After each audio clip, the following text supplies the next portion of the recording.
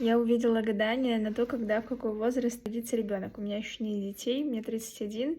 Я вооружилась иголкой, ниткой, и сейчас будем проверять. Так, берем иголку, берем руку, опускаем иголку 3 раза. Сначала говорим возраст, проверим. 31 год. Раз, два, три.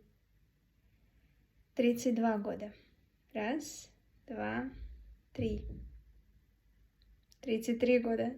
Раз, два, три. 34 года.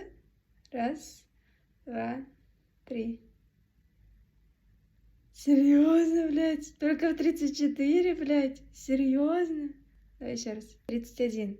Раз, два, три.